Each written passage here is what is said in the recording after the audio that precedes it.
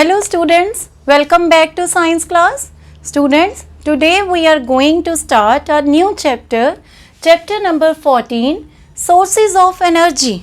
Right students, in this chapter we will discuss about the energy, what is energy. Second, we will discuss about the good sources of energy, good sources of energy. Third is conventional and non-conventional sources of energy, non-conventional sources of energy. And next we will discuss about the renewable and non-renewable sources of energy, renewable and non-renewable sources of energy. Now students, today we will discuss about the energy. Now students, we have discussed in previous lectures and previous classes that what is energy? What is energy? Energy is the capacity to do the work. Energy is, what is energy? Energy is the capacity to do the work. We all know that for doing every work, we need one or other type of energy. Second, we all know that energy can be transferred from one form to another, but according to the law of conservation of energy, what is the law of conservation of energy? Law of conservation of energy, that energy can neither be created nor be destroyed during physical or chemical process, but the total amount of energy remains the same, because energy can neither be created nor be destroyed during any physical or chemical process. This is the law of conservation of energy. When students, the energy cannot be created or destroyed and the total amount of energy remains the same. It is only confirmation of energy from one type of energy to another. So why there is crisis of energy? We always listen that there is an energy crisis. When the energy remains the same, so why there is an energy crisis? For this topic, we will take two examples. First example is, suppose I have candle and I have burned the candle. When I will burn the candle, its chemical energy will get converted into light energy and heat energy. Light energy and heat energy.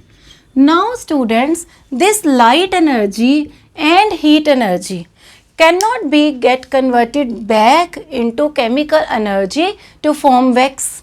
It cannot be converted back. The energy produced in this form, light and heat energy, cannot be converted back into chemical energy to produce wax. So where is that energy? Some part of energy get diminished into the environment, get lost into the environment. That is non-usable energy. That is non-usable energy which is get lost in the environment. We can take another example. Suppose I have tub. In this I have water. Its temperature is 75 degrees Celsius.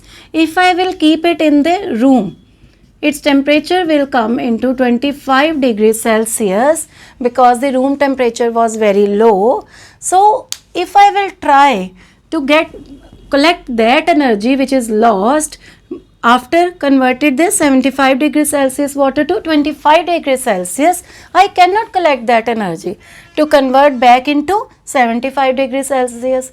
So that energy is lost in the environment, cannot be get back. So that's why there is an energy crisis. Now students, we see that we need energy for everything, for walking, for doing every physical work, for running cars, for running trucks, everything, even for running this watch, running this fan, we need energy. There are various sources of energy, but we have to see which source of energy is best for us. Right students? we can always say what is the good source of energy? It should be available, easily available to all. It should be easily storage. Its storage should be easy. Its transportation should be easy. It should do more work per unit volume. Right, students? And moreover, it should be economical so that every class, financial class, can buy this source of energy. Now, students, second topic is what are the properties of good source of energy. First is it should do more work. It should do more work per unit volume. It should do more work per unit volume. Right, students? Second, it should be easily accessible. It should be easily accessible, available to all. Second, its storage should be easy. Its storage and transportation is easy. Students, you see,